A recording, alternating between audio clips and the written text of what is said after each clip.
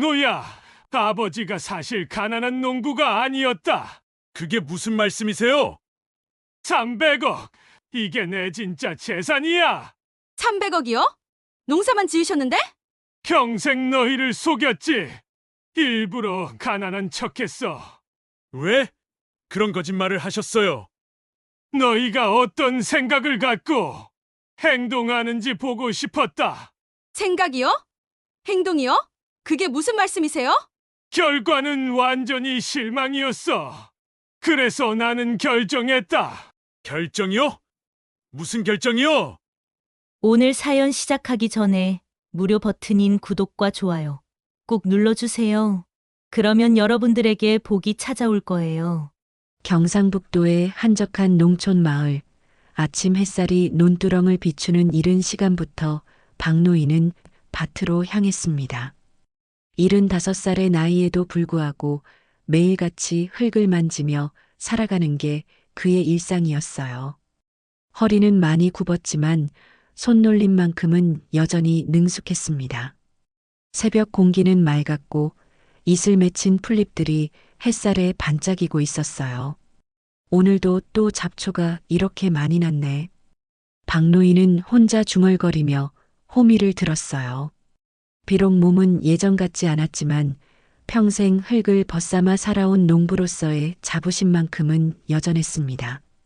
새벽 이슬이 아직 마르지 않은 배추밭에서 한 포기씩 살펴보며 정성스럽게 돌보는 모습이 인상적이었어요. 50년 넘게 이어온 습관이라 그런지 몸이 저절로 움직였습니다. 마을 사람들은 박노인을 박영감이라고 불렀습니다. 이 마을에서 태어나 평생을 살아온 토박이였거든요. 젊은 시절부터 성실하게 농사를 지어왔고 자식들도 훌륭하게 키워냈다는 평가를 받고 있었습니다. 특히 박노인은 마을에서 농사를 가장 잘 짓는 사람 중 하나로 인정받고 있었어요. 박 영감님, 오늘도 일찍 나오셨네요. 이웃집 할머니가 인사를 건넸어요. 김할머니는 박노인과 비슷한 나이로 오랫동안 이웃해서 살아온 사이였습니다. 박노인은 고개를 들어 환하게 웃으며 대답했어요. 하하, 몸이 알아서 움직이네요. 일어나면 자꾸 밭이 보고 싶어져서 말이에요. 요즘 마을이 시끄럽던데 재개발 얘기 때문에 다들 웅성웅성하더라고요. 할머니의 말에 박노인은 잠시 표정이 굳어졌어요. 요즘 마을 전체가 재개발 소식으로 떠들썩했거든요. 도시계획에 따라 이곳에 대규모 아파트 단지가 들어선다는 소문이 돌고 있었습니다. 평생 농사만 지어온 마을 사람들에게는 생소한 얘기였어요. 글쎄요, 아직 확실하지 않잖아요. 소문은 소문일 뿐이고요. 박노인은 그렇게 말했지만 마음 한편으로는 복잡했어요. 정말로 재개발이 된다면 평생 살아온 이 땅을 떠나야 할지도 모르니까요. 하지만 한편으로는 궁금하기도 했습니다. 과연 자신의 땅이 얼마나 값어치가 있을까 하는 생각 말이에요. 농지로만 생각해왔던 땅이 갑자기 다른 가치를 갖게 된다니 신기하기도 했습니다. 트랙터 소리가 멀리서 들려왔어요. 이웃 농가에서 밭갈이를 시작한 모양이었습니다. 박노인도 예전에는 트랙터를 몰고 다녔지만 나이가 들면서 이제는 손으로 할 수 있는 일들만 하고 있었어요. 기계보다는 손이 더 익숙했고 무엇보다 안전했거든요. 그래도 손으로 하는 게 더 정성스럽지. 박노인은 스스로를 위로하며 다시 잡초를 뽑기 시작했습니다. 논 저편으로는 굴착기 한 대가 보였어요. 재개발 관련해서 측량 작업을 하는 것 같았습니다. 요즘 들어 이런 광경이 자주 목격됐어요. 한 달 전부터 정부 관계자들이 마을을 드나들면서 이런저런 조사를 하고 있었거든요. 점심때가 되어 집으로 돌아온 박노인은 혼자 간단한 식사를 했습니다. 부인이 세상을 떠난 지 벌써 10년이 넘었거든요. 처음에는 혼자 사는 게 너무 외로웠는데 이제는 어느 정도 익숙해졌어요. 아들 준호는 서울에서 건설회사에 다니고 있었고 며느리 수진과 함께 살고 있었습니다. 준호놈은 요즘 어떻게 지내나? 박노인은 핸드폰을 들여다봤어요. 아들과는 한 달에 한두 번 정도 안부 전화를 주고받았습니다. 하지만 언제부턴가 대화가 예전 같지 않았어요. 아들은 항상 바쁘다는 핑계로 통화를 서둘러 끝내곤 했습니다. 예전에는 농사 얘기도 관심 있게 들어주곤 했는데 요즘은 그런 것도 없었어요. 마침 핸드폰이 울렸어요. 아들 준호에게서 걸려온 전화였습니다. 박노인은 반가운 마음으로 전화를 받았어요. 아버지, 안녕하세요. 잘 지내고 계시죠? 그래, 잘 지내고 있다. 너는 어떻고? 저는 그냥 그렇죠. 요즘 회사 일이 많아서 좀 힘들어요. 준호의 목소리에서 피로감이 느껴졌어요. 박노인은 마음이 안 좋았습니다. 서울에서 직장 생활하는 게 쉽지 않다는 걸 알고 있었거든요. 몸 관리 잘해라. 돈보다 건강이 우선이야. 네, 알겠습니다.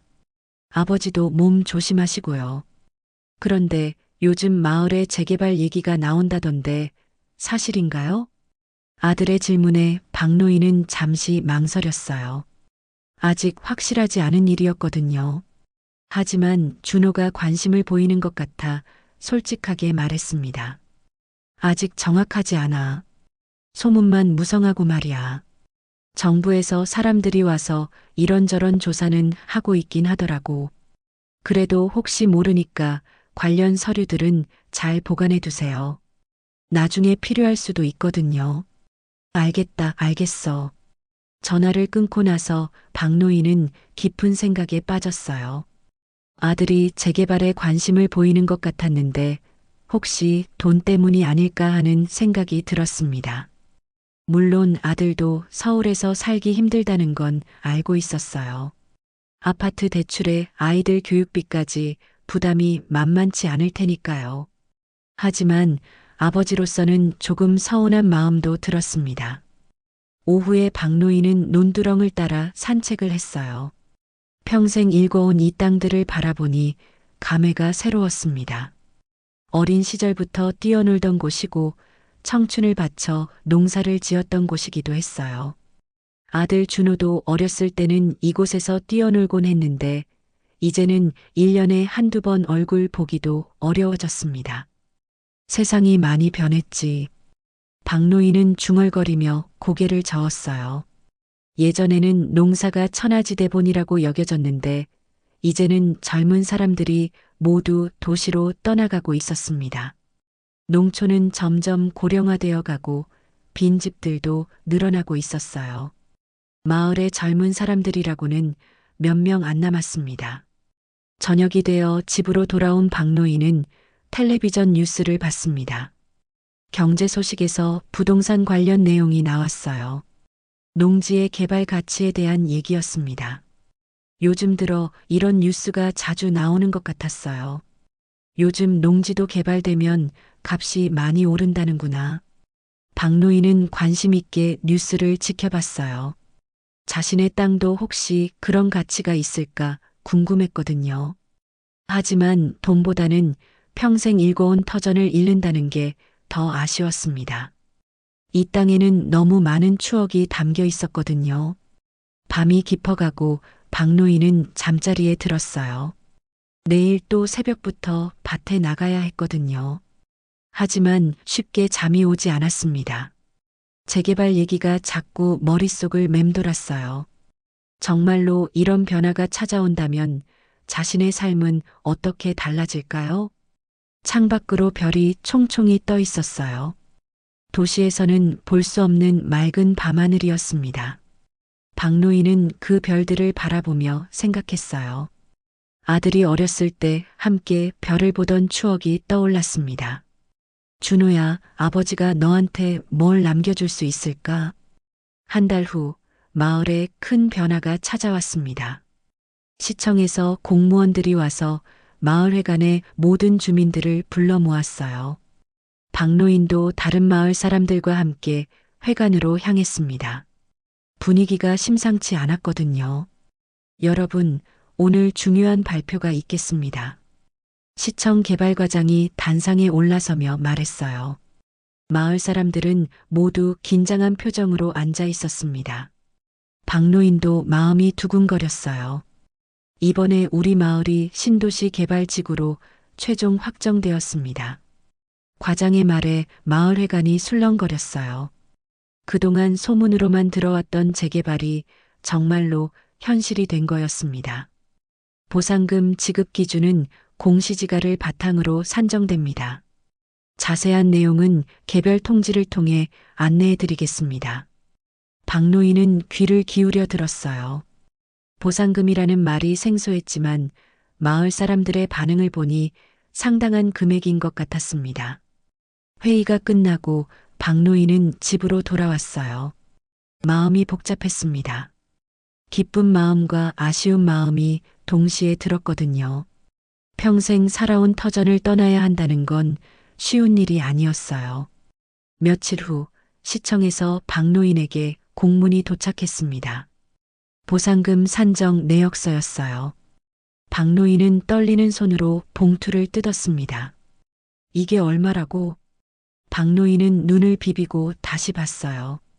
숫자가 너무 커서 믿기지 않았거든요. 300억 원이라는 금액이 적혀 있었습니다. 300억. 300억 원이라고? 박노인은 의자에 주저앉았어요. 평생 상상해 본 적도 없는 큰 돈이었습니다. 농사만 지어온 자신의 땅이 이렇게 가치가 있을 줄은 몰랐거든요.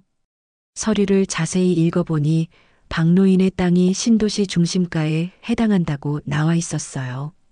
그래서 보상금이 특히 높게 책정된 거였습니다. 다른 마을 사람들은 몇억 원 정도였는데 박노인만 유독 많았어요. 이런 일이 다 있나? 박노인은 혼자 중얼거렸어요.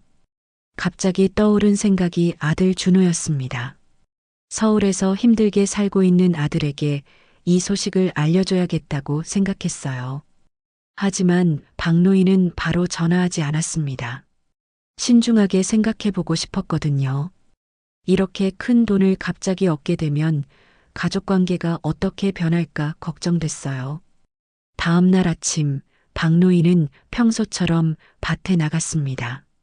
하지만 마음가짐이 많이 달랐어요. 이제 몇 달 후면 이 밭도 사라질 테니까요. 감회가 새로웠습니다. 박 영감님 들으셨죠? 보상금 얘기 말이에요.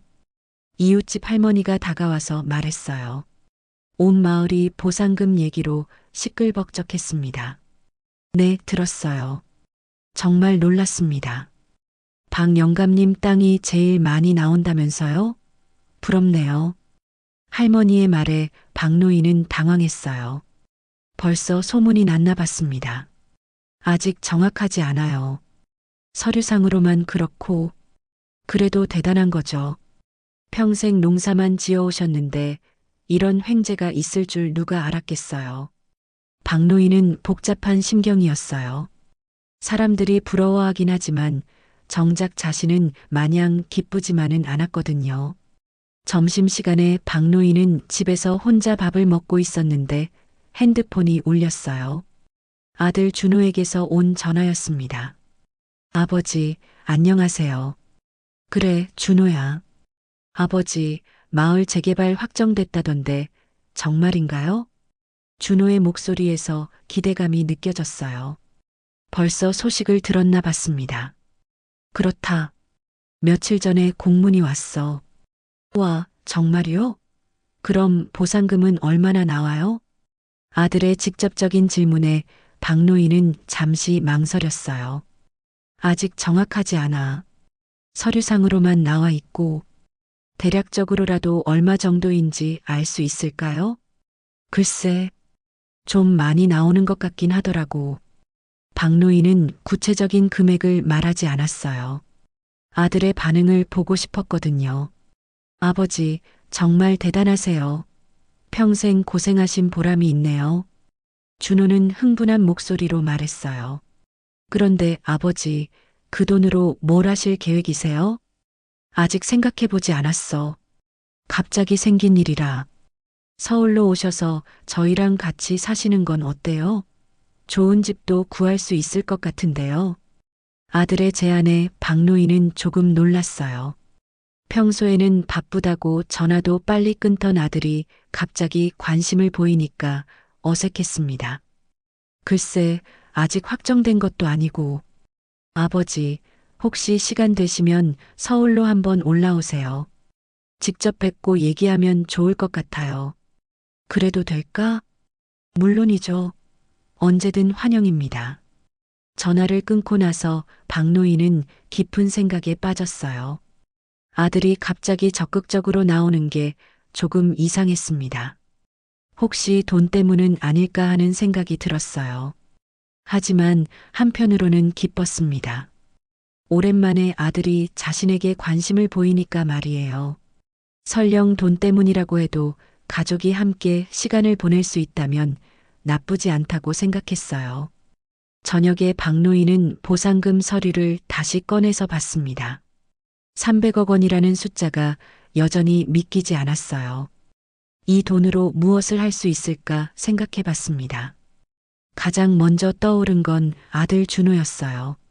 서울에서 아파트 대출로 힘들어한다는 얘기를 들었거든요. 이 돈이면 아들의 모든 고민을 해결해 줄 수 있을 것 같았습니다. 하지만 박노인은 신중하게 접근하고 싶었어요. 돈 때문에 가족 관계가 복잡해지는 경우를 많이 봤거든요. 특히 큰 돈일수록 더 조심해야 한다고 생각했습니다. 며칠 후 박노인은 결심을 굳혔어요. 서울에 있는 아들을 직접 만나보기로 한 거였습니다. 하지만 특별한 건 아무것도 준비하지 않았어요. 평상시 입던 낡은 작업복 차림 그대로 가기로 했습니다. 돈이 생겼다고 달라질 건 없지. 박노인은 그렇게 생각했어요. 자신은 여전히 농부였고 소박하게 살고 싶었거든요. 비록 300억 원이라는 큰 돈이 생겼지만 마음만큼은 변하지 않으려고 했습니다. 다음 날 아침 박노인은 간단히 짐을 쌌어요. 보따리 하나에는 며칠 입을 옷가지와 아들에게 줄 현금 몇억 원을 넣었습니다. 나머지 돈은 은행에 그대로 두기로 했어요. 아들이 어떤 반응을 보일까? 박노인은 기대 반 걱정 반으로 서울행 버스에 몸을 맡겼습니다. 오랜만에 아들을 만나러 가는 길이었지만 마음 한편으로는 불안하기도 했어요. 버스 안에서 박노인은 창밖 풍경을 바라봤습니다. 농촌에서 도시로 향하는 길이었어요. 자신의 인생도 이제 큰 변화를 맞이하게 될 것 같았습니다. 준호야, 아버지가 간다. 서울 강서구의 한 아파트 단지, 박노인은 낡은 작업복 차림으로 아들 집 앞에 서 있었습니다. 몇 년 만에 와보는 아들 집이었는데 주변이 많이 달라져 있었어요. 새로운 상가들이 들어서고 아파트도 더 높아진 것 같았습니다. 여기가 맞나? 박노인은 주소를 다시 확인해 봤어요. 분명히 맞는 주소였는데 문 앞에 서니 괜히 어색했습니다. 평소에는 미리 연락하고 오라고 했던 아들이었는데 이번에는 갑자기 와도 된다고 했거든요. 초인종을 누르자 곧 며느리 수진의 목소리가 들려왔어요. 누구세요? 수진아, 아버지다. 아, 아버님. 잠깐만요. 문이 열리면서 수진이 나타났습니다. 평상복 차림이었는데 박노인을 보자 놀란 표정을 감추지 못했어요. 아버님, 갑자기 어쩐 일이세요? 연락 주시지. 수진은 박노인의 허름한 작업복 차림을 위아래로 훑어봤어요. 동네 사람들이 볼까봐 조금 민망한 기색도 보였습니다. 미안하다. 갑자기 와서. 준호 있니? 네, 있어요. 들어오세요. 수진은 박노인을 집 안으로 안내했어요. 거실에서는 텔레비전이 켜져 있었고 준호가 소파에 앉아 있었습니다. 아버지, 정말 오셨네요. 준호가 벌떡 일어나서 박노인을 맞았어요. 평소보다 훨씬 반가워하는 모습이었습니다.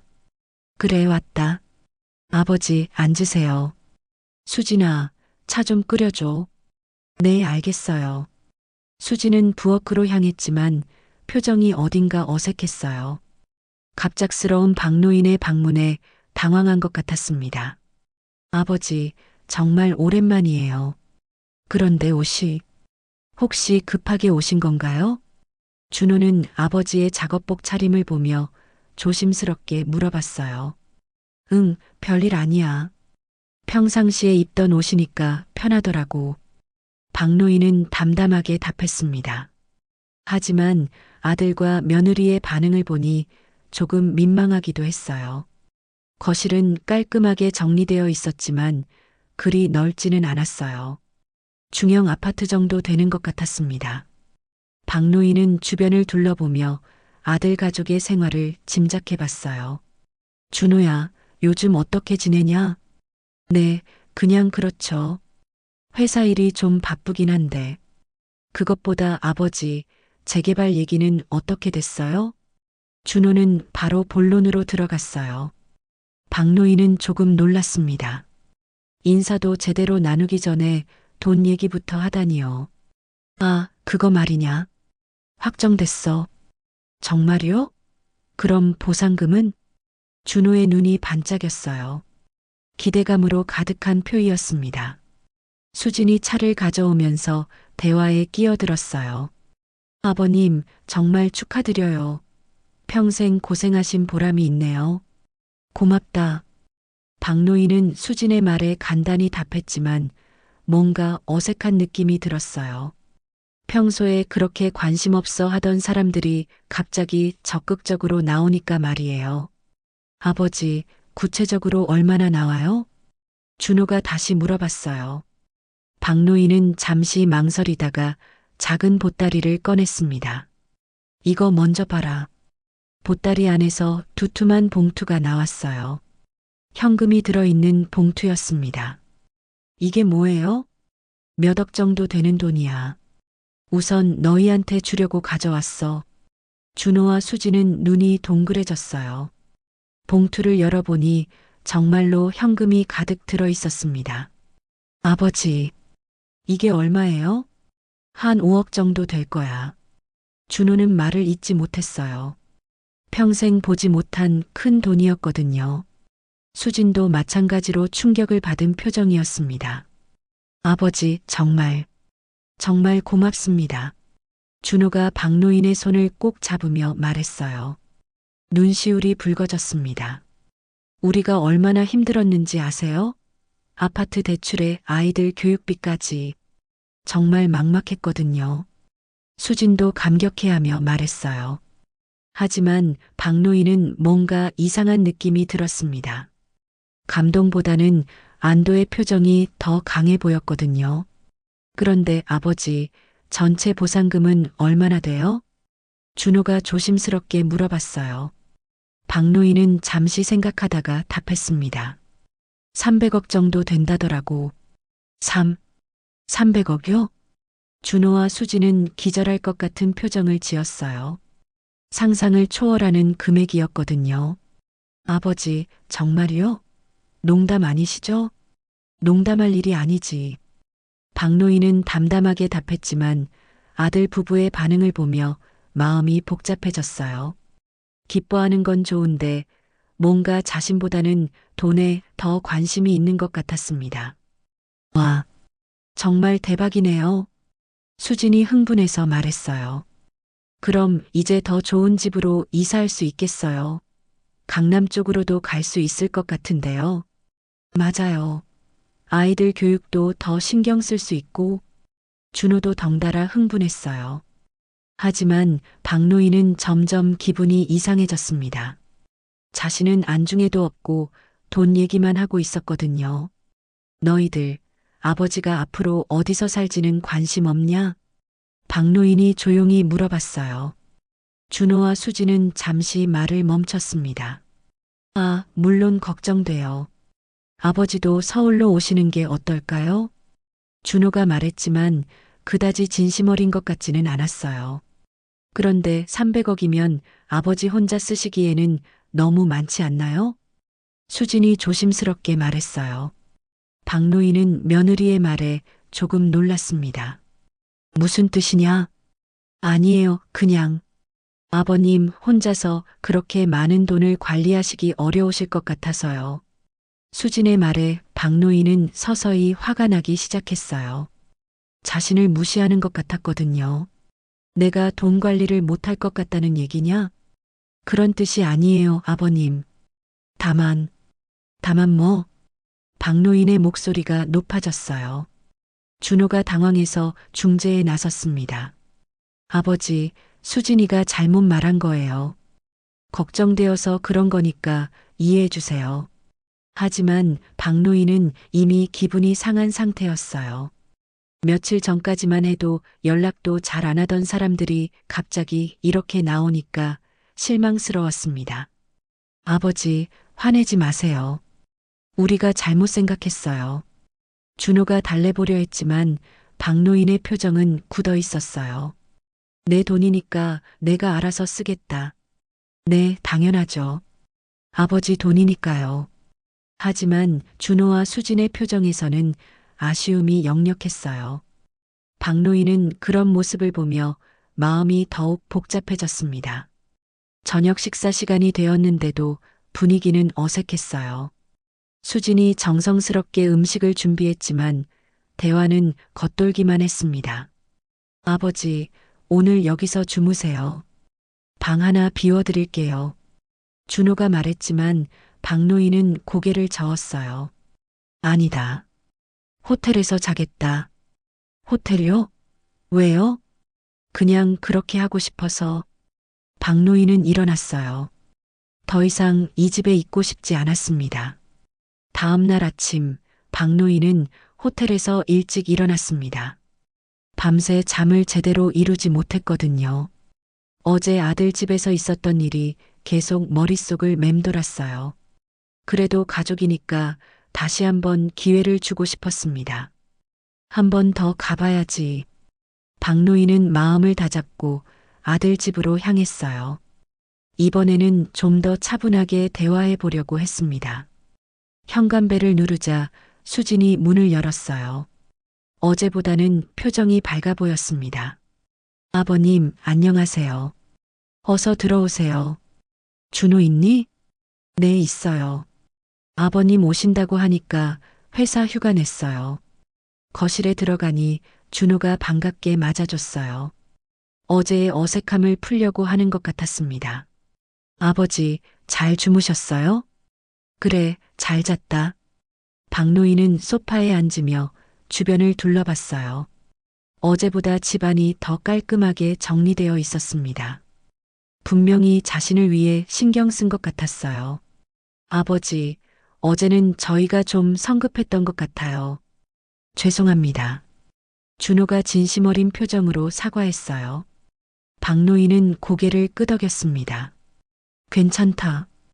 갑자기 큰 돈 얘기가 나오니까 놀랐을 거야.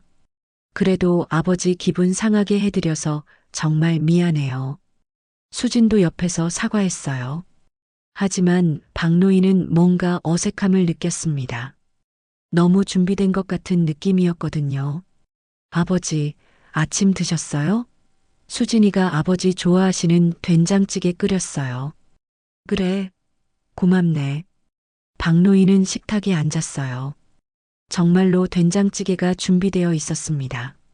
하지만 언제 자신이 된장찌개를 좋아한다고 말한 적이 있었나 기억이 나지 않았어요.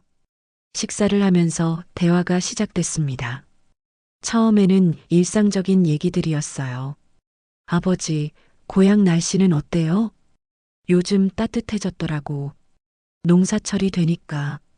농사는 이제 안 지으셔도 되겠네요. 돈도 많이 생겼으니까. 준호의 말에 박노인은 젓가락을 멈췄어요. 또 돈 얘기가 나왔습니다. 농사는 돈 때문에 짓는 게 아니야. 평생 해온 일이니까. 하지만 이제는 여유롭게 사실 수 있잖아요. 수진이 끼어들었어요. 박노인은 점점 불편해졌습니다. 그런데 아버지, 그 돈 어떻게 관리하실 거예요? 준호가 조심스럽게 물어봤어요. 박노인은 예상했던 질문이었습니다. 아직 생각 중이야. 혹시 투자 같은 거 생각해 보셨어요? 요즘 부동산도 좋고 주식도 괜찮던데. 투자? 박노인은 고개를 갸웃했어요. 그런 건 생각해 본 적이 없었거든요. 네, 그냥 은행에 넣어두시면 아까워요. 인플레이션도 있고. 준호가 설명하기 시작했는데 박노인은 잘 이해가 안 됐어요. 너무 복잡한 얘기였습니다. 아버지는 그런 거 잘 모르시니까 저희가 도와드릴게요. 수진이 말했어요. 박노인은 그 말이 기분 나빴습니다. 내가 뭘 모른다고? 아니에요. 그런 뜻이 아니라 전문적인 거니까요. 전문적이라고? 박노인의 목소리가 높아졌어요. 자신을 무시하는 것 같았거든요. 아버지, 화내지 마세요. 좋은 뜻으로 말하는 거예요. 준호가 달래려 했지만 박노인은 이미 기분이 상한 상태였어요. 너희는 아버지가 바보라고 생각하는 거냐? 그런 게 아니에요. 다만 요즘 금융시장이 복잡해서. 복잡하면 어쩌라는 거야? 내 돈이니까 내가 알아서 할 거야. 박노인이 소리를 질렀어요. 준호와 수지는 당황한 표정을 지었습니다. 아버지, 진정하세요. 저희가 잘못 말했어요. 하지만 박노인은 이미 화가 머리끝까지 올라온 상태였어요. 어제부터 계속 이런 식이었거든요. 너희는 아버지가 죽기만 기다렸구나. 아버지, 그런 말씀 마세요. 준호가 급하게 말했지만 박노인은 들으려 하지 않았어요. 돈만 보이고 아버지는 안 보이는 거지? 정말 그런 게 아니에요, 아버지. 수진도 울먹이며 말했어요. 하지만 박노인은 믿지 않았습니다. 그때 갑자기 박노인의 가방에서 서류가 흘러나왔어요. 보상금 관련 서류들이었습니다. 준호가 재빨리 주워서 보려고 했어요. 이게 뭐예요? 그냥 서류야. 건드리지 마라. 박노인이 서류를 빼앗으려 했지만 준호가 이미 보고 있었어요. 와, 정말 300억이네요. 여기 다 적혀 있어요. 준호의 눈이 반짝였어요. 수진도 옆에서 서류를 들여다봤습니다. 여기 계좌번호도 있네요. 박노인은 깜짝 놀랐어요. 자신의 개인정보가 다 노출된 거였습니다. 그거 보지 마라. 박노인이 서류를 빼앗았지만 이미 늦었어요. 준호와 수지는 모든 내용을 봤습니다. 아버지, 이 돈 정말 많네요. 혼자 관리하시기 어려우실 것 같은데. 무슨 소리냐? 내가 관리 못할 게 뭐가 있어? 그게 아니라 너무 많아서요. 수진이 말했지만 박노인은 화가 났어요.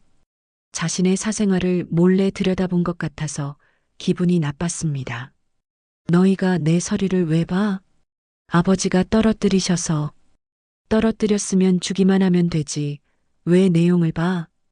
박노인은 서류를 가방에 다시 넣으며 화를 냈어요. 준호와 수지는 어쩔 줄 몰라 했습니다. 아버지, 저희가 잘못했어요. 죄송합니다. 하지만 박노인은 이미 신뢰가 깨진 상태였어요. 아들 부부가 자신의 돈에만 관심이 있다는 확신이 들었습니다. 솔직히 말해봐라. 너희는 아버지 돈만 노리고 있는 거 아니냐? 아버지, 어떻게 그런 말씀을. 그럼 뭐냐? 평소에는 연락도 안 하다가 돈 생겼다니까 갑자기 잘해주는 거 아니야? 준호는 할 말이 없었어요. 사실 박노인의 말이 맞는 부분이 있었거든요. 아버지, 저희가 좀 성급했던 것 같아요. 하지만 정말 아버지 걱정해서. 걱정? 무슨 걱정? 혼자 계시니까 외로우실 것 같고. 수진이 말했지만 박노인은 웃어버렸어요. 너무 뻔한 거짓말이었거든요. 외롭다고? 그럼 왜 평소에는 안 찾아왔어? 준호와 수진은 대답하지 못했어요. 정말로 할 말이 없었습니다. 너희는 아버지가 가난할 때는 관심도 없다가 돈 생기니까 갑자기 효자효부 노릇하는 거구나. 박노인의 말에 둘 다 고개를 떨어뜨렸어요. 이제 알겠다. 내가 여기 올 이유가 없네. 박노인은 가방을 들고 일어났어요. 더 이상 이 집에 있고 싶지 않았습니다. 아버지, 가지 마세요. 얘기해봐요. 준호가 붙잡으려 했지만 박노인은 뿌리쳤어요. 할 얘기 다 했어. 이제 됐다. 박노인이 아들 집을 나서려는 순간 현관문 앞에서 멈춰 섰습니다. 뒤에서 준호와 수진이 따라 나왔거든요. 아버지, 정말 가시는 거예요? 준호의 목소리에는 절망감이 묻어 있었어요. 박노인은 돌아보지도 않고 말했습니다. 그래, 간다. 아버지, 저희가 정말 잘못했어요. 한 번만 더 기회를 주세요. 수진이 울먹이며 말했어요. 하지만 박노인의 마음은 이미 굳어져 있었습니다. 기회는 충분히 줬어. 이제 됐다. 박노인은 엘리베이터를 향해 걸어갔어요. 준호가 급하게 쫓아와서 팔을 붙잡았습니다. 아버지, 제발이요. 저희가 잘못 생각했어요. 잘못 생각했다고? 뭘 잘못 생각했는데? 박노인이 돌아서며 물어봤어요. 준호는 말을 제대로 잇지 못했습니다. 그게 아버지 돈에 대해서 내 돈이 그렇게 탐나냐? 박노인의 날카로운 질문에 준호는 고개를 떨어뜨렸어요. 사실을 부인할 수 없었거든요. 아버지, 저희도 너무 힘들었어요. 대출이자의 생활비까지 정말 막막했거든요. 그래서 아버지 돈을 노린 거냐? 그런 게 아니에요. 다만 뭐? 박노인은 아들을 똑바로 봤어요. 준호는 더 이상 변명할 수 없었습니다. 엘리베이터가 도착했어요. 박노인은 주저없이 탔습니다. 준호와 수지는 엘리베이터 문이 닫히는 것을 그냥 바라볼 수밖에 없었어요. 아버지, 준호가 마지막으로 소리쳤지만 이미 엘리베이터는 내려가고 있었습니다. 박노인은 엘리베이터 안에서 깊은 한숨을 쉬었어요. 가슴이 답답했습니다. 아파트를 나선 박노인은 택시를 타고 호텔로 돌아갔어요. 마음이 무거웠습니다. 기대했던 가족의 따뜻함은 찾을 수 없었고 오직 돈에 대한 욕심만 보였거든요. 택시기사가 말을 걸어왔지만 박노인은 대답할 기분이 아니었어요. 호텔 방에 도착한 박노인은 창가에 앉아 서울 시내를 내려다봤어요. 높은 건물들과 바쁘게 움직이는 사람들이 보였습니다. 하지만 모든 게 낯설고 차가워 보였어요. 고향의 따뜻한 인정이 그리웠습니다. 내가 뭘 기대했나? 박노인은 혼자 중얼거렸어요. 돈이 생기면 가족이 더 화목해질 줄 알았는데 오히려 더 멀어진 것 같았습니다. 이런 일이라면 차라리 가난하게 사는 게 나았을 것 같았어요. 그날 저녁 박노인은 혼자 식사를 했어요. 호텔 식당에서 파는 음식이었지만 입맛이 없었습니다. 고향에서 먹던 소박한 음식들이 그리웠어요.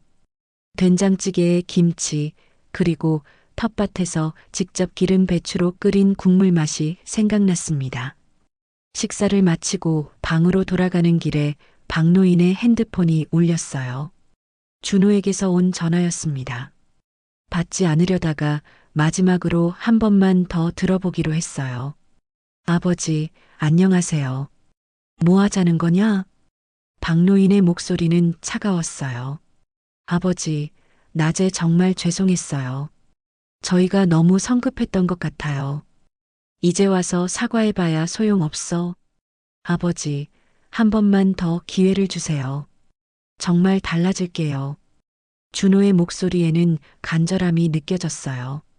하지만 박노인은 믿을 수 없었습니다. 이미 실망한 게 너무 컸거든요. 어떻게 달라지겠다는 거냐?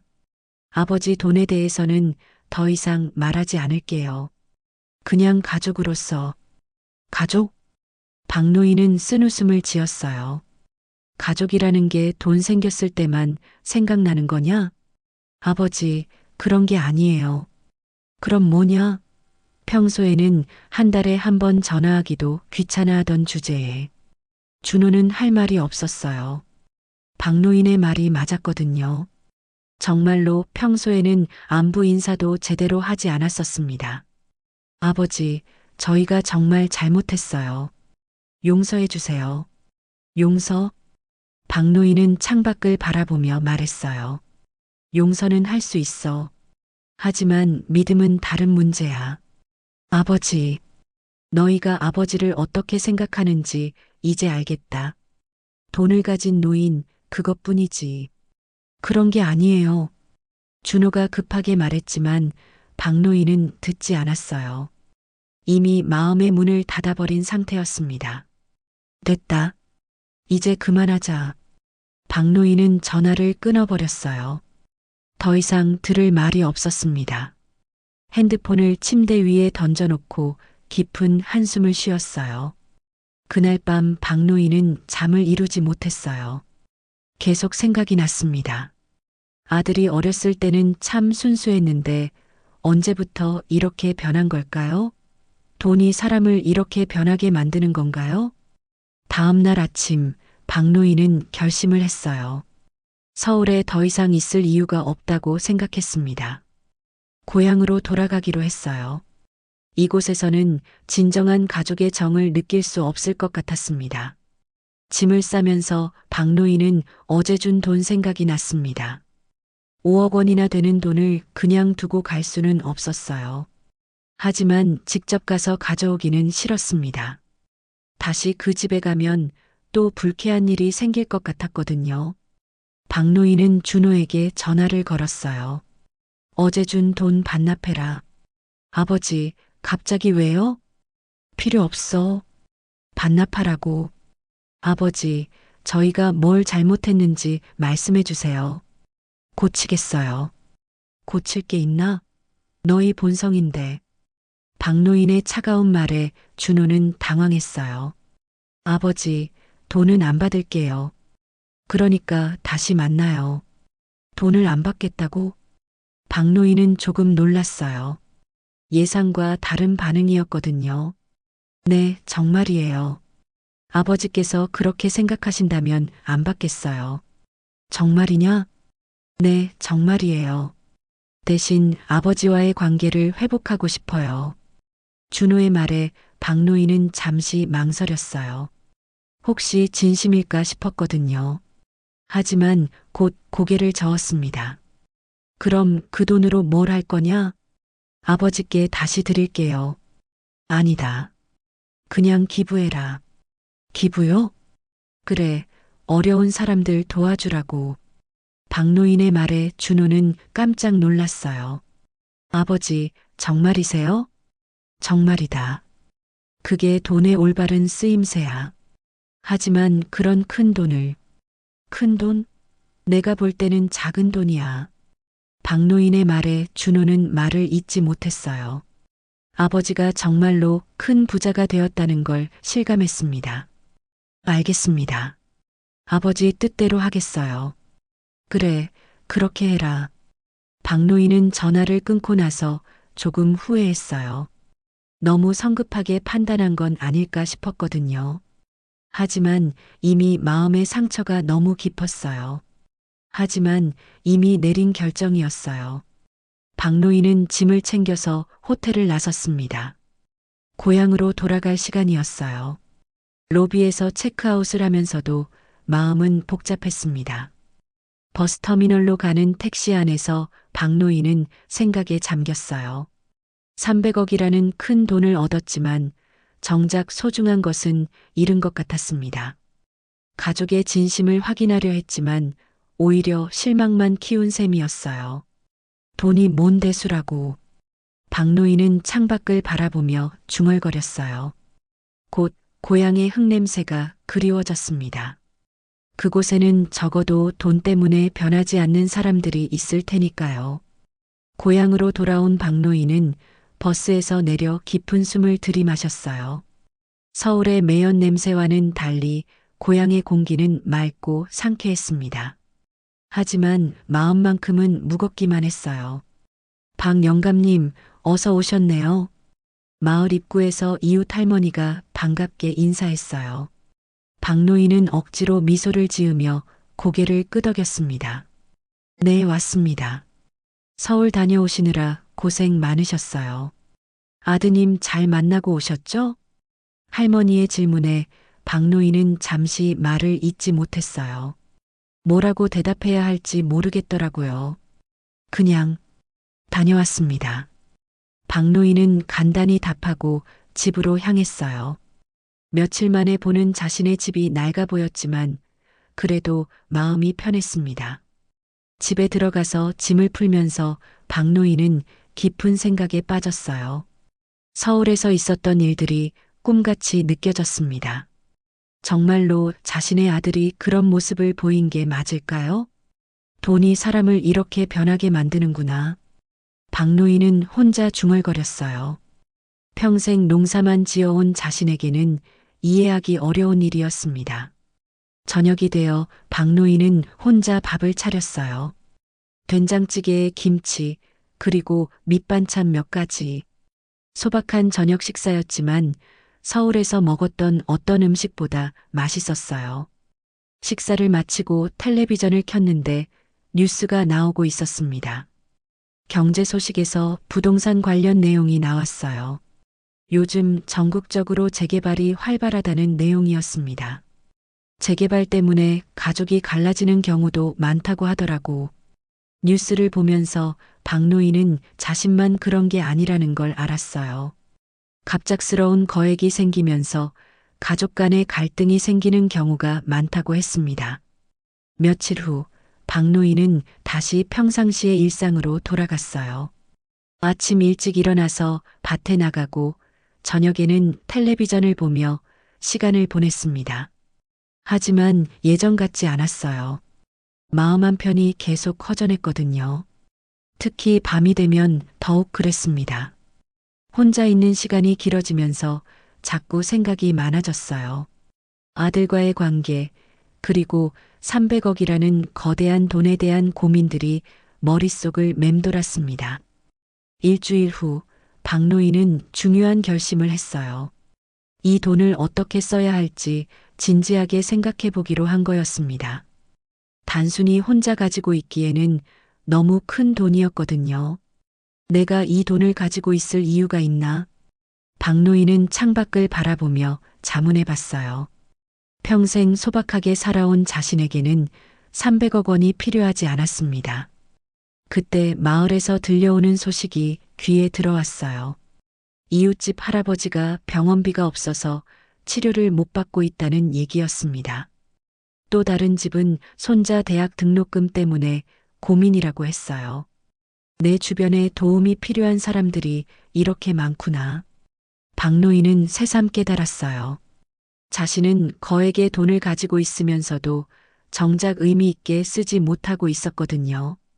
그날 밤 박노인은 마을 이장님에게 전화를 걸었어요. 이장님, 저 박입니다. 아, 박 영감님. 무슨 일이세요? 혹시 마을에서 도움이 필요한 분들이 계시나요? 도움이요? 무슨 도움 말씀이신지. 병원비나 생활비, 교육비 같은 것 말입니다. 이장님은 잠시 망설이더니 말했어요. 글쎄요, 어려운 분들이 몇 분 계시긴 한데. 왜 그러세요? 제가 좀 도와드리고 싶어서요. 아, 그러시군요. 박 영감님 마음씨가 참 고우시네요. 이장님과의 통화를 마친 후 박노인은 마음이 한결 가벼워졌어요.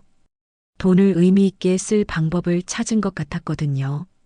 다음 날부터 박노인은 마을의 어려운 가정들을 도우기 시작했어요. 병원비가 필요한 집에는 치료비를, 교육비가 부족한 집에는 등록금을 지원했습니다. 하지만 모두 익명으로 했어요. 누가 도와준 건지 모르겠네요. 정말 고마운 분이 계셔요. 마을 사람들은 모두 궁금해했지만 박노인은 절대 밝히지 않았어요. 그냥 조용히 도움을 주는 게 좋았습니다. 한 달 후 박노인은 더 큰 계획을 세웠어요. 마을에 장학재단을 만들기로 한 거였습니다. 젊은 사람들이 교육받을 기회를 늘려주고 싶었거든요. 박장학재단. 박노인은 자신의 이름을 딴 재단을 설립했어요. 그리고 재산의 상당 부분을 기부하기로 결정했습니다. 처음에는 100억 원 정도를 생각했는데 고민하다가 200억 원을 기부하기로 했어요. 재단 설립 소식이 알려지자 온 마을이 발칵 뒤집혔어요. 박노인이 그렇게 많은 돈을 가지고 있었다는 것도 놀라웠지만 그 돈을 사회에 환원한다는 게 더 놀라웠습니다. 박 영감님이 정말 대단한 분이시네요. 평소에 그렇게 검소하게 사시더니 속으로는 이런 생각을 하고 계셨군요. 마을 사람들의 존경하는 눈빛을 받으면서 박노인은 뿌듯했어요. 돈을 제대로 쓰고 있다는 생각이 들었거든요. 하지만 모든 사람이 기뻐한 건 아니었어요. 일부 친척들은 다른 반응을 보였습니다. 박 영감이 돈이 생기더니 정신을 잃었나? 가족도 챙기지 않고 남들만 도와주다니. 이런 소리가 들려왔지만 박노인은 신경 쓰지 않았어요. 자신의 결정이 옳다고 믿었거든요. 특히 준호에게서 급한 전화가 왔어요. 아버지, 재단 설립했다는 게 정말이에요? 그렇다. 아버지, 그렇게 큰 돈을 왜 남들한테 주세요? 가족이 우선 아닌가요? 준호의 목소리에는 당황과 원망이 섞여 있었어요. 가족? 박노인은 차분하게 말했어요. 진짜 가족이라면 아버지 결정을 존중해줘야 하는 거 아니냐? 하지만 그건 저희 몫이기도 하잖아요. 너희 몫? 누가 그렇게 정했냐? 아버지의 재산이니까. 내 재산이니까 내가 알아서 쓰는 거야. 박노인의 단호한 말에 준호는 할 말이 없었어요. 아버지, 제발 다시 생각해 보세요. 그 돈이면 우리 가족이 훨씬 좋은 삶을 살 수 있어요. 좋은 삶? 돈만 있으면 좋은 삶이냐? 그런 게 아니라. 그럼 뭐냐? 너는 지금 행복하지 않냐? 준호는 대답하지 못했어요. 사실 박노인의 말이 맞았거든요. 돈이 있으면 더 행복할 거라고 생각하는 게 착각이야. 박노인은 계속 말했어요. 내가 이 돈으로 정말 의미 있는 일을 하고 있는 거야. 그게 더 행복한 일이지. 전화를 끊고 나서 박노인은 자신의 결정이 옳았다는 확신이 들었어요. 가족의 욕심보다는 사회의 필요가 더 중요했습니다.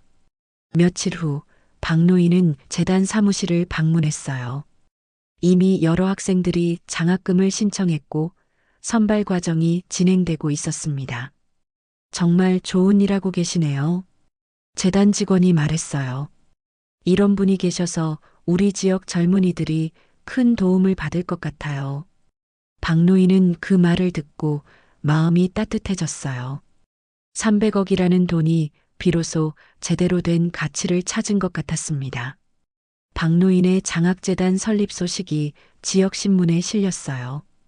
평범한 농부 200억 원 사회환원이라는 제목의 기사였습니다. 곧 이 소식은 전국 뉴스로까지 퍼져나갔어요. 박 씨는 평생 농사를 지어온 평범한 농부였지만 재개발 보상금으로 받은 거액을 사회에 환원하며 큰 감동을 주고 있습니다. 뉴스 앵커의 목소리가 텔레비전에서 흘러나왔어요. 박노인은 자신이 뉴스에 나오는 걸 보며 어색해했습니다. 이런 식으로까지 알려질 줄은 몰랐는데, 하지만 나쁘지 않았어요.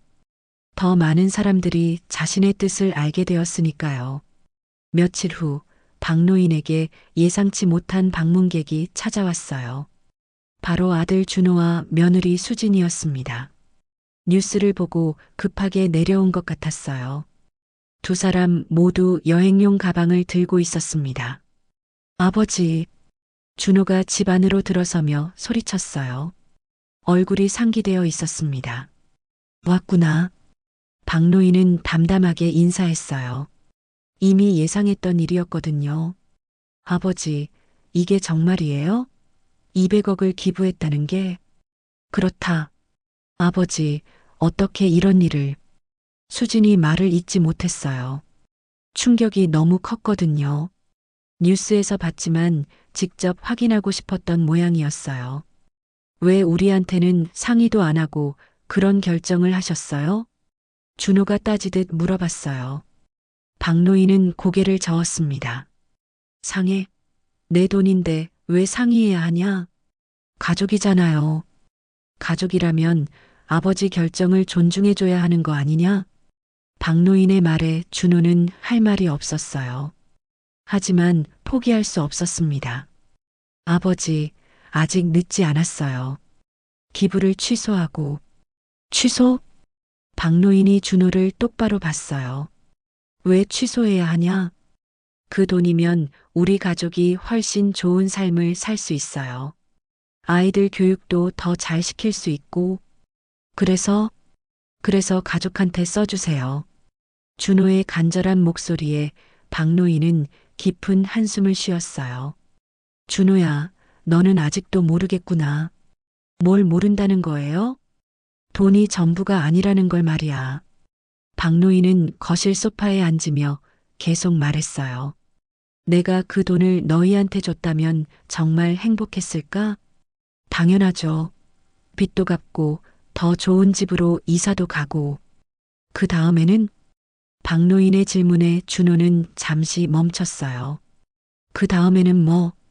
더 좋은 차, 더 비싼 옷, 더 큰 집. 끝이 없을 거야. 그게 뭐가 나빠요? 그렇게 살면서 진짜 행복할 것 같냐? 준호는 대답하지 못했어요. 사실 생각해 본 적이 없었거든요. 수진이 끼어들었어요. 아버님, 하지만 현실적으로 생각해 보세요. 돈이 있으면 더 안정적으로 살 수 있잖아요. 안정? 너희가 지금 불안정하게 사냐? 그런 게 아니라. 그럼 뭐냐? 더 많은 돈이 있어야 안정적이라는 거냐? 박노인의 날카로운 질문에 수진도 말을 잇지 못했어요. 너희는 욕심이 너무 많아. 박노인이 정색하며 말했어요. 내가 이 돈으로 정말 의미 있는 일을 하고 있는데 왜 그걸 이해하지 못하냐? 의미 있는 일이요? 준호가 반문했어요. 남들 도와주는 게 가족보다 중요해요? 가족도 중요하지. 하지만 진짜 가족이라면 아버지가 옳은 일 하는 걸 응원해줘야 하는 거 아니냐? 옳은 일? 그래, 옳은 일이야. 어려운 사람들 도와주고 젊은이들 교육 기회 만들어주는 거 말이야. 박노인의 말에 준호는 고개를 저었어요. 아버지는 너무 이상적이세요. 현실을 좀 봐요. 현실? 박노인이 웃었어요. 내가 보는 현실은 이거야. 돈 때문에 가족이 갈라지고 사람이 변하고. 이게 현실이지. 준호와 수지는 할 말이 없었어요. 박노인의 말이 틀렸다고 할 수 없었거든요. 아버지, 그럼 우리는 어떻게 하라는 거예요? 수진이 울먹이며 물어봤어요. 너희가 하던 대로 살면 돼. 건강하고 행복하게. 하지만 돈이 있으면 더 행복할 거라고. 박노인이 수진을 봤어요. 돈이 행복을 가져다 주냐? 내가 봤을 때는 오히려 불행을 가져다 주더라고. 그때 마침 마을 이장님이 찾아왔어요. 박 영감님 실례합니다. 아, 이장님. 들어오세요. 이장님은 준호와 수진을 보더니 인사했어요. 아드님들이시군요. 처음 뵙겠습니다. 네, 안녕하세요. 준호가 어색하게 인사했어요. 이장님, 무슨 일로 오셨어요? 박노인이 물어봤어요. 박 영감님 덕분에 우리 마을 김씨 할아버지가 수술 잘 받으셨어요. 정말 감사하다고 인사드리러 오셨는데. 아, 그러셨군요. 잘 됐네요. 박노인은 자연스럽게 답했지만 준호와 수지는 놀란 표정을 지었어요. 아버지가 수술비도 지원해 주신 거예요? 이장님이 설명했어요. 네, 박 영감님이 마을에서 어려운 분들 많이 도와주고 계세요. 익명으로 하시라고 하셔서 말씀은 안 드렸는데. 준호는 충격을 받았어요. 아버지가 이미 그렇게 많은 일을 하고 있었다는 걸 몰랐거든요. 얼마나 많은 분들을 도와주신 거예요? 수진이 조심스럽게 물어봤어요.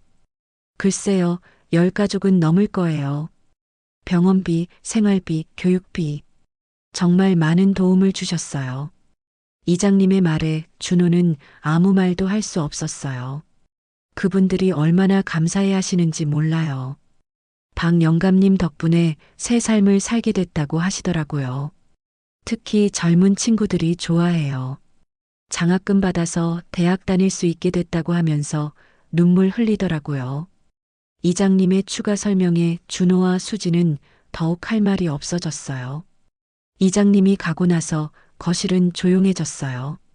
준호와 수지는 복잡한 심경이었습니다. 아버지, 준호가 조심스럽게 말을 꺼냈어요. 저희가 몰랐던 게 많았네요. 그래. 박노인은 담담하게 답했어요. 아버지는 정말 대단한 일을 하고 계시는 거군요. 수진도 인정했어요. 대단한 게 아니야. 당연한 일을 하는 거지. 하지만 준호가 말을 하려다 멈췄어요. 여전히 아쉬운 마음이 있었거든요. 아직도 아쉽냐? 박노인이 물어봤어요. 솔직히, 네. 준호가 정직하게 답했어요. 그럴 줄 알았다. 박노인은 쓴웃음을 지었어요. 하지만 이게 맞는 일이야. 시간이 지나면 너희도 이해할 거야. 정말 후회 안 하세요? 수진이 마지막으로 물어봤어요. 전혀. 박노인의 대답은 확신에 차 있었어요. 오히려 이렇게 쓸 수 있어서 다행이라고 생각해. 그날 밤 준호와 수지는 박노인의 집에서 하룻밤을 지내기로 했어요. 오랜만에 함께하는 시간이었지만 분위기는 여전히 어색했습니다. 저녁 식사를 준비하면서 수진이 말했어요. 아버님, 제가 도와드릴게요. 괜찮다. 혼자 하는 게 익숙해서. 박노인은 정중하게 거절했지만 수지는 부엌으로 따라 들어왔어요. 정말 간단한 것만 드시는군요. 수진이 냉장고를 보며 말했어요. 김치와 반찬 몇 가지, 그리고 쌀밥이 전부였습니다. 이 정도면 충분해. 혼자 먹기엔 말이야. 아버님, 앞으로는 제가 가끔 음식 만들어서 가져다 드릴게요. 수진의 말에 박노인은 잠시 놀란 표정을 지었어요. 그럴 필요 없어. 나는 이렇게 사는 게 편해. 하지만 가족인데. 가족? 박노인이 수진을 봤어요. 이제 와서 가족 얘기를 하네. 수진은 할 말이 없었어요. 평소에 정말로 소홀했던 게 사실이었거든요. 식사 시간, 세 사람은 조용히 밥을 먹었어요. 대화가 거의 없었습니다. 준호가 먼저 입을 열었어요.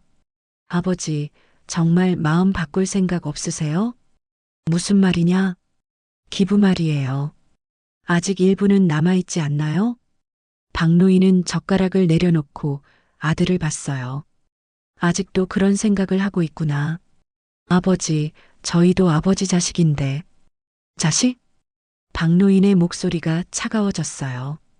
자식이라면 아버지가 옳은 일하는 걸 응원해야 하는 거 아니냐? 하지만 뭐, 돈이 아까워. 준호는 고개를 떨어뜨렸어요. 사실이었거든요. 준호야, 너는 언제까지 그렇게 살 거냐? 무슨 뜻이에요? 돈만 생각하고 사는 거 말이야. 박노인이 일어났어요. 돈이 인생의 전부냐? 행복의 전부냐? 그런 게 아니에요. 하지만 현실적으로 또 현실 얘기네. 박노인은 창밖을 바라봤어요. 내가 보는 현실은 다르다. 돈 때문에 가족이 원수가 되고 사람이 변하고 이게 현실이야. 그때 갑자기 문 밖에서 소음이 들렸어요. 누군가 찾아온 것 같았습니다. 박 영감님 계신가요? 밖에서 젊은 남자의 목소리가 들렸어요. 박노인이 문을 열어보니 20대 초반의 청년이 서 있었습니다. 누구시죠? 안녕하세요. 저는 이민수라고 합니다. 장학금을 받은 학생이에요. 아, 그러시군요. 들어오세요. 민수라는 청년이 집 안으로 들어왔어요. 손에는 꽃다발과 편지를 들고 있었습니다. 박 영감님, 정말 감사드리려고 왔어요. 민수는 90도로 인사했어요. 아버님 덕분에 제가 대학을 다닐 수 있게 됐어요. 괜찮습니다. 당연한 일을 한 거예요. 박노인은 겸손하게 답했어요. 당연한 일이 아니에요. 저희 가족한테는 정말 큰 은혜예요. 민수는 눈물을 글썽이며 말했어요. 저희 아버지가 사고로 돌아가시고 어머니 혼자 저와 동생을 키우시는데 정말 힘들었거든요. 준호와 수지는 그 모습을 지켜봤어요. 아버님 덕분에 제가 의대에 갈 수 있게 됐어요. 나중에 꼭 훌륭한 의사가 되어서 어려운 사람들 많이 도울게요. 그래요. 열심히 하세요. 박노인의 얼굴에 환한 미소가 떠올랐어요. 이거 제가 직접 쓴 감사 편지예요. 꼭 읽어주세요. 민수가 편지를 건네며 말했어요. 그리고 이 꽃은 저희 어머니가 직접 키우신 거예요. 받아주세요. 박노인은 꽃다발을 받으며 감동했어요. 고맙습니다. 정말 고마워요. 민수가 돌아가고 나서 박노인은 편지를 펼쳐봤어요. 정성스럽게 쓴 손글씨가 가득했습니다. 박 영감님께 저는 이민수입니다. 아버님 덕분에 새로운 희망을 얻었습니다. 박노인이 편지를 읽는 동안 준호와 수지는 조용히 지켜봤어요. 편지를 다 읽은 박노인의 눈가에 눈물이 맺혔어요. 이런 편지가 얼마나 많이 왔는지 아냐? 박노인이 준호를 봤어요. 수십 통이 와. 모두 감사하다는 내용들이야. 아버지, 이게 진짜 보람이야. 돈으로는 살 수 없는 거지. 박노인은 편지를 소중히 접어서 서랍에 넣었어요. 너희가 원하는 건 뭐냐? 더 큰 집? 더 좋은 차? 그런 게 아니에요. 수진이 변명하려 했지만 박노인은 고개를 저었어요. 솔직하게 말해봐. 그런 거 아니냐? 준호와 수진은 대답하지 못했어요. 그런 걸로는 진짜 행복해질 수 없어. 나이 들어서 알았지. 박노인은 소파에 앉으며 계속 말했어요. 진짜 행복은 남을 도와줄 때 느끼는 거야. 그런 편지 받을 때 느끼는 거고. 그날 밤 준호는 잠들지 못하고 생각에 잠겼어요. 아버지의 말이 계속 머릿속을 맴돌았습니다. 다음 날 아침 준호는 아버지께 말했어요. 아버지, 죄송합니다. 뭐가? 저희가 너무 이기적이었어요. 준호가 무릎을 꿇고 앉았어요. 아버지가 하시는 일이 정말 훌륭한 일이라는 걸 이제야 깨달았어요. 그래. 네. 어제 그 학생 보니까 정말 감동이었어요. 수진도 옆에서 고개를 끄덕였어요. 아버님, 저희가 잘못 생각했어요. 미안해요. 박노인은 두 사람을 바라봤어요. 진심이냐? 네, 진심이에요. 준호가 눈물을 흘리며 말했어요. 앞으로는 아버지 하시는 일 응원할게요. 그리고 저희도 할 수 있는 일이 있으면 도와드릴게요. 수진도 덧붙였어요. 박노인의 표정이 부드러워졌어요. 그래, 그렇게 생각해주니 고맙다. 아버지, 정말 죄송해요. 그동안 효도도 못하고. 됐다. 이제라도 깨달았으면 된 거야. 박노인은 아들의 손을 잡았어요. 사람은 돈으로 사는 게 아니다. 이제라도 깨달았다면 됐어. 몇 달 후 마을에는 박장학관이라는 건물이 세워졌어요. 박노인의 뜻을 기리는 기념관이었습니다. 준호는 정기적으로 고향을 찾아와 아버지와 시간을 보냈어요. 이제는 돈 얘기가 아닌 일상 얘기를 나눴습니다. 아버지, 요즘 어떠세요? 좋다. 매일 보람을 느끼며 살고 있어. 박노인은 정말 행복해 보였어요. 이게 진짜 부자로 사는 거구나. 창밖으로 가을 햇살이 들어와 집안을 따뜻하게 비췄어요. 박노인은 조용히 눈을 감았습니다. 남은 것은 300억의 숫자가 아니라 수많은 사람들의 감사와 존경, 그리고 마침내 깨달은 가족의 소중함이었어요. 돈으로는 살 수 없는 진짜 부자의 삶을 찾은 거였습니다. 더 많은 이야기로 다시 찾아올게요. 구독과 좋아요는 무료이며 큰 힘이 됩니다. 댓글 무료인 거 아시죠? 댓글로 여러분의 많은 의견 들려주세요.